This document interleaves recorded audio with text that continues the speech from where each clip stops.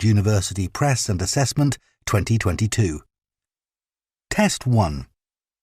This is the Ielts listening test. You will hear a number of different recordings and you will have to answer questions on what you hear. There will be time for you to read the instructions and questions and you will have a chance to check your work. All the recordings will be played once only. The test is in 4 parts. At the end of the test, you will be given 10 minutes to transfer your answers to the answer sheet. Now turn to Part 1.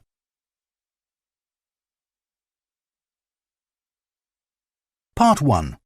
You will hear a woman called Jan phoning a man about their local conservation group. First, you have some time to look at questions 1 to 5.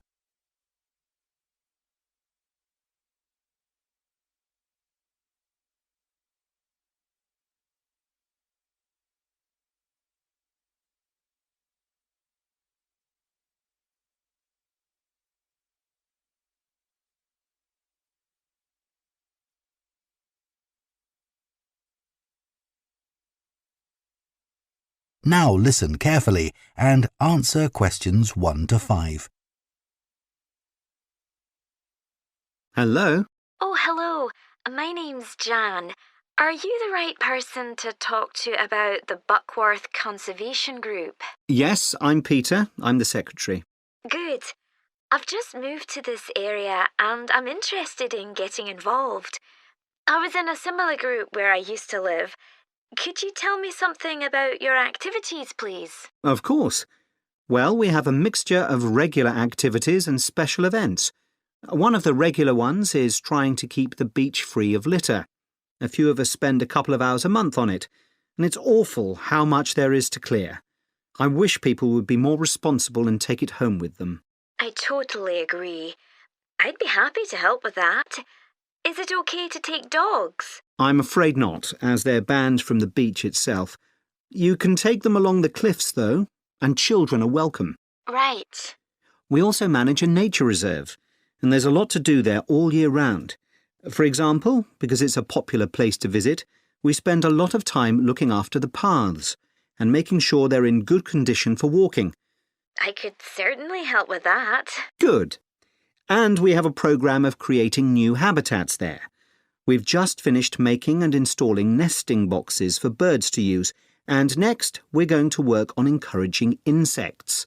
They're important for the biodiversity of the reserve. They certainly are. Oh, and we're also running a project to identify the different species of butterflies that visit the reserve. You might be interested in taking part in that. Sure. I was involved in something similar where I used to live, counting all the species of moths. I'd enjoy that. Another job we're doing at the reserve is replacing the wall on the southern side, between the parking area and our woodshed. It was badly damaged in a storm last month. Okay. Before you hear the rest of the conversation, you have some time to look at questions 6 to 10.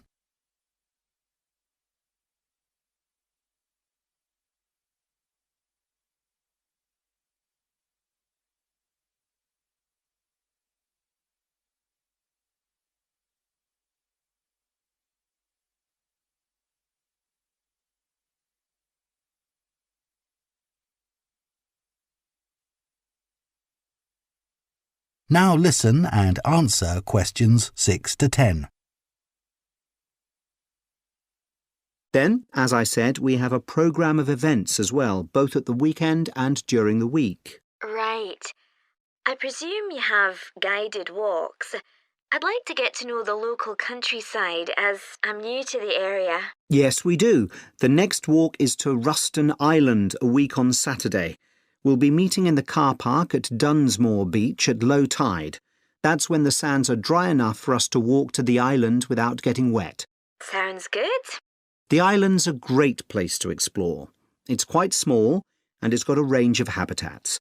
It's also an ideal location for seeing seals just off the coast or even on the beach. Okay. And is there anything we should bring? Like a picnic, for instance? Yes, do bring one, as it's a full-day walk.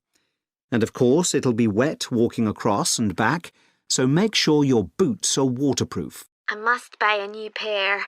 There's a hole in one of my current ones. Well, I'd definitely like to come on the walk. Great. Then later this month, we're having a one-day woodwork session in Hopton Wood. I've never tried that before. Is it okay for beginners to take part? Definitely. There'll be a couple of experts leading the session, and we keep the number of participants down, so you'll get as much help as you need. Excellent. I'd love to be able to make chairs. That's probably too ambitious for one day. You'll be starting with wooden spoons, and of course learning how to use the tools. And anything you make is yours to take home with you. That sounds like fun. When is it? It's on the 17th from 10 a.m. until 3. There's a charge of £35, including lunch, or £40 if you want to camp in the wood. I should think I'll come home the same day. Well, I'd certainly like to join the group. It sounds like you've got... That is the end of Part 1. You now have half a minute to check your answers to Part 1.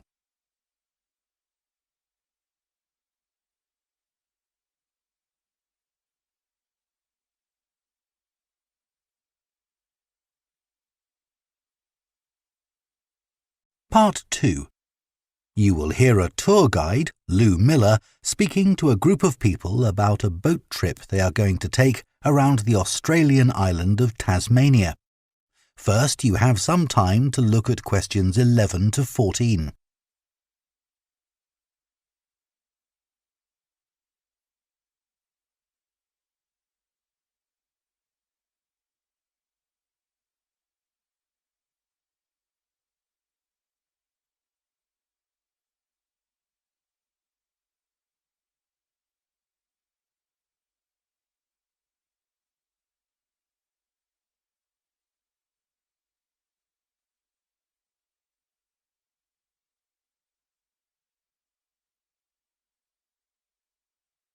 Now listen carefully and answer questions 11 to 14. So, hello everyone. My name's Lou Miller and I'm going to be your tour guide today as we take this fantastic boat trip around the Tasmanian coast. Before we set off, I just want to tell you a few things about our journey. Our boats aren't huge, as you can see. We already have 3 staff members on board, and on top of that, we can transport a further 15 people, that's you, around the coastline. But please note, if there are more than 9 people on either side of the boat, we'll move some of you over. Otherwise, all 18 of us will end up in the sea. We've recently upgraded all our boats. They used to be jet black, but our new ones now have these comfortable dark red seats and a light green exterior in order to stand out from others and help promote our company. This gives our boats a rather unique appearance, don't you think? We offer you a free lunchbox during the trip, and we have 3 types. Lunchbox 1 contains ham and tomato sandwiches. Lunchbox 2 contains a cheddar cheese roll. And Lunchbox 3 is salad-based and also contains eggs and tuna. All 3 lunchboxes also have a packet of crisps and chocolate bar inside. Please let staff know which lunchbox you prefer. I'm sure I don't have to ask you not to throw anything into the sea. We don't have any bins to put litter in, but Jess, myself or Ray, our other guide, will collect it from you after lunch and put it all in a large plastic sack. Before you hear the rest of the talk, you have some time to look at questions 15 to 20.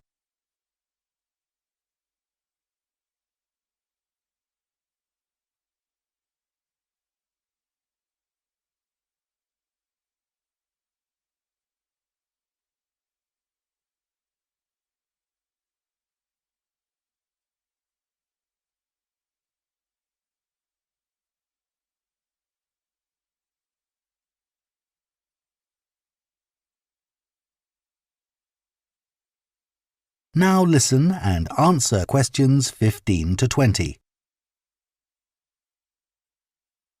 The engine on the boat makes quite a lot of noise, so before we head off, let me tell you a few things about what you're going to see. This area is famous for its ancient lighthouse, which you'll see from the boat as we turn past the first little island. It was built in 1838 to protect sailors, as a number of shipwrecks had led to significant loss of life.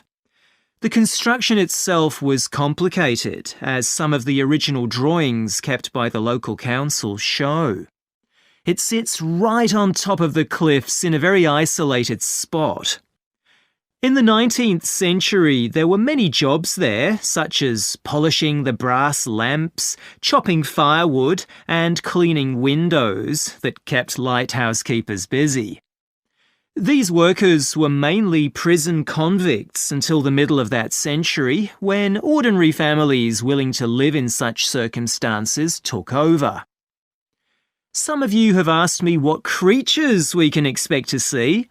I know everyone loves the penguins, but they're very shy and unfortunately tend to hide from passing boats. But you might see birds in the distance, such as sea eagles, flying around the cliff edges where they nest. When we get to the rocky area inhabited by fur seals, we'll stop and watch them swimming around the coast. They're inquisitive creatures, so don't be surprised if one pops up right in front of you. Their predators, orca whales, hunt along the coastline too, but spotting one of these is rare. Dolphins, on the other hand, can sometimes approach on their own or in groups as they ride the waves beside us. Lastly, I want to mention the caves. Tasmania is famous for its caves, and the ones we'll pass by are so amazing that people are lost for words when they see them. They can only be approached by sea, but if you feel that you want to see more than we're able to show you, then you can take a kayak into the area on another day, and one of our staff will give you more information on that. What we'll do is to go through a narrow channel, past some incredible rock formations, and from there we'll be able to see the openings to the caves, and at that point we'll talk to you about what lies beyond. That is the end of Part 2. You now have half a minute to check your answers to Part 2.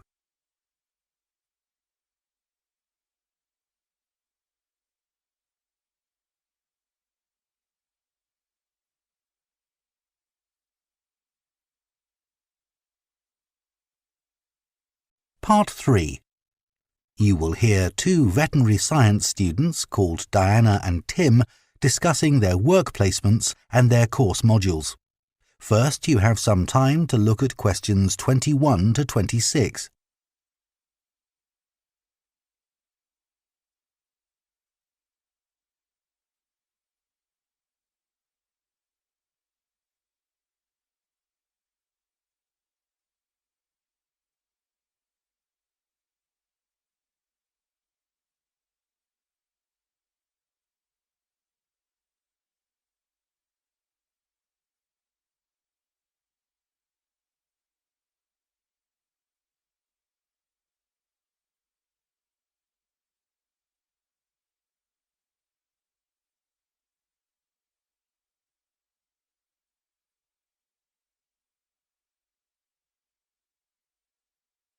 Now listen carefully and answer questions 21 to 26. So, Tim, we have to do a short summary of our work experience on a farm. Right. My farm was great, but arranging the work experience was hard. One problem was it was miles away and I don't drive. And also, I'd really wanted a placement for a month, but I could only get one for 2 weeks. I was lucky. The farmer let me stay on the farm, so I didn't have to travel. But finding the right sort of farm to apply to wasn't easy. No, they don't seem to have websites, do they? I found mine through a friend of my mother's, but it wasn't easy. No. My farm was mostly livestock, especially sheep. I really enjoyed helping out with them. I was up most of one night helping a sheep deliver a lamb. On your own? No, the farmer was there, and he told me what to do. It wasn't a straightforward birth, but I managed. It was a great feeling to see the lamb stagger to its feet and start feeding almost straight away, and to know that it was okay. Then another time, a lamb had broken its leg, and they got the vet in to set it, and he talked me through what he was doing. That was really useful. Yes, my farm had sheep too. The farm was in a valley and they had a lowland breed called Suffolks, although the farmer said they'd had other breeds in the past. So were they bred for their meat? Mostly, yes. They're quite big and solid. My farm was up in the hills, and they had a different breed of sheep. They were Cheviots. Oh, I heard their wool's really sought after. Yes, it's very hard wearing, and they use it for carpets. Right. I was interested in the amount of supplements they add to animals' feed nowadays. Like, even the chickens got extra vitamins and electrolytes in their feed. Yes, I found that too. And they're not cheap. But my farmer said some are overpriced for what they are, and he didn't give them as a matter of routine, just at times when the chickens seemed to particularly require them. Yes, mine said the same. He said certain breeds of chickens might need more supplements than the others, but the cheap and expensive ones are all basically the same. So, did your farm have any other livestock, Diana? Yes, dairy cows. I made a really embarrassing mistake when I was working in the milk shed. Some cows had been treated with antibiotics, so their milk wasn't suitable for human consumption, and it had to be put in a separate container. But I got mixed up, and I poured some milk from the wrong cow in with the milk for humans, so the whole lot had to be thrown away. The farmer wasn't too happy with me. I asked my farmer how much he depended on the vet to deal with health problems. I'd read reports that the livestock's health is being affected as farmers are under pressure to increase production. Well, he didn't agree with that, but he said that actually some of the stuff the vets do, like minor operations, he'd be quite capable of doing himself. Yeah, my farmer said the same, but he reckons vet skills are still needed. Before you hear the rest of the conversation, you have some time to look at questions 27 to 30.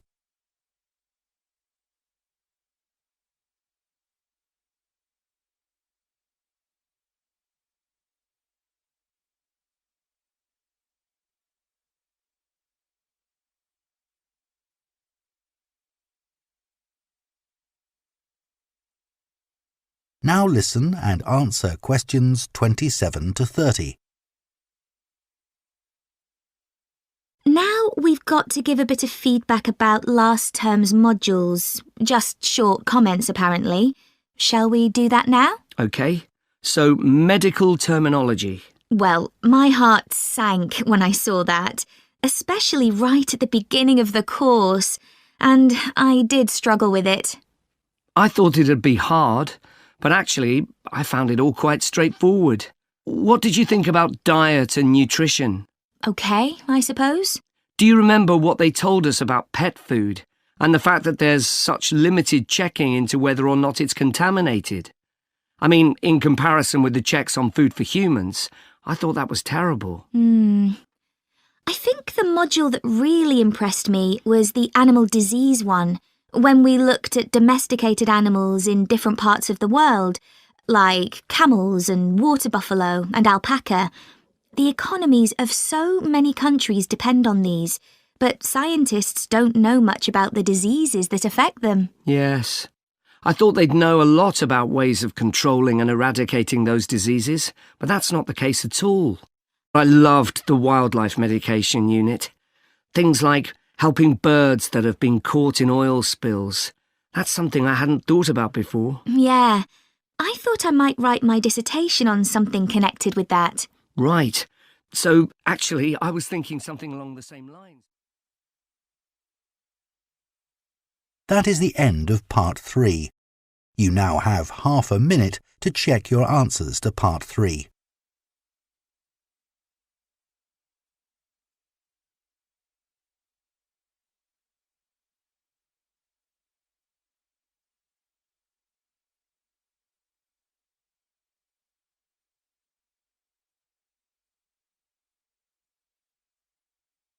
Part 4.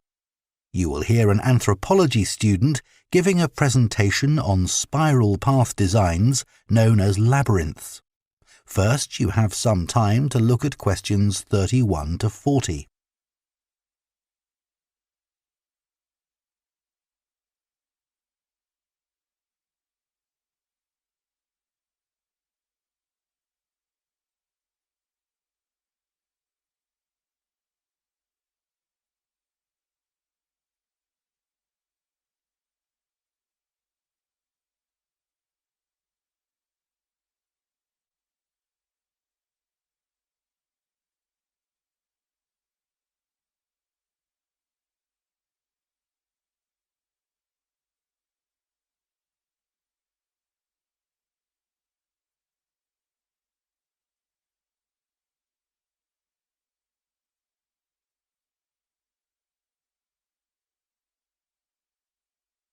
Now listen carefully and answer questions 31 to 40. Labyrinths have existed for well over 4,000 years. Labyrinths and labyrinthine symbols have been found in regions as diverse as modern-day Turkey, Ireland, Greece, and India. There are various designs of labyrinth, but what they all have in common is a winding spiral path which leads to a central area. There is one starting point at the entrance, and the goal is to reach the central area.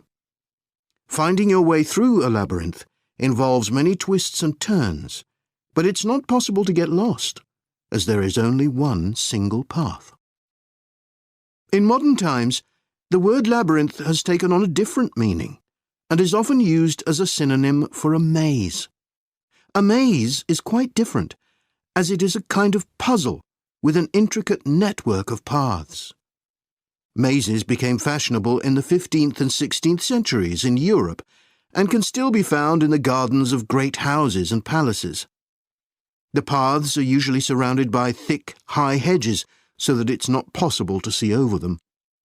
Entering a maze usually involves getting lost a few times before using logic to work out the pattern and find your way to the centre and then out again. There are lots of dead ends and paths which lead you back to where you started. The word maze is believed to come from a Scandinavian word for a state of confusion. This is where the word amazing comes from.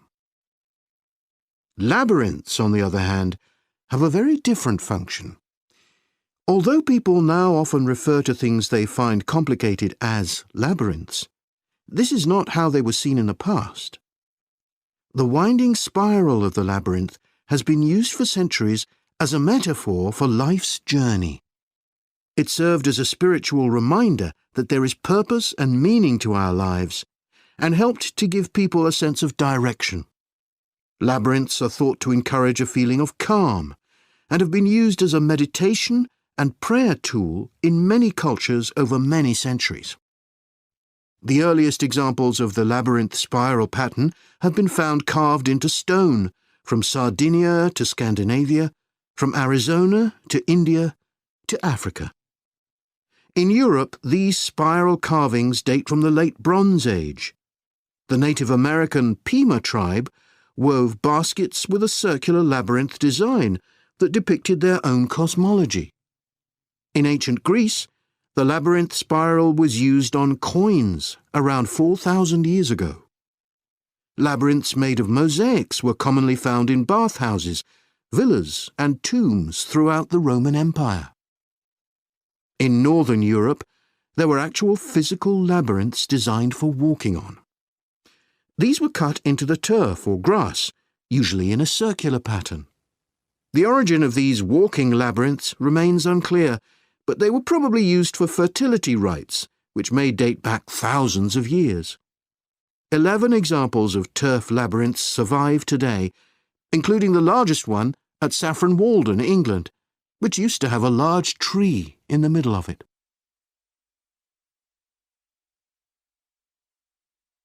More recently, labyrinths have experienced something of a revival. Some believe that walking a labyrinth promotes healing and mindfulness, and there are those who believe in its emotional and physical benefits, which include slower breathing and a restored sense of balance and perspective. This idea has become so popular that labyrinths have been laid into the floors of spas, wellness centres, and even prisons in recent years. A pamphlet at Colorado Children's Hospital informs patients that walking a labyrinth can often calm people in the midst of a crisis. And apparently, it's not only patients who benefit. Many visitors find walking a labyrinth less stressful than sitting in a corridor or waiting room. Some doctors even walk the labyrinth during their breaks. In some hospitals, patients who can't walk can have a paper finger labyrinth brought to their bed. The science behind the theory is a little sketchy, but there are dozens of small-scale studies which support claims about the benefits of labyrinths. For example, one study found that walking a labyrinth provided short-term calming, relaxation and relief from anxiety for Alzheimer's patients. So what is it about labyrinths that makes their appeal so universal?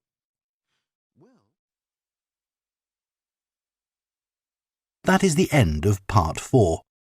You now have 1 minute to check your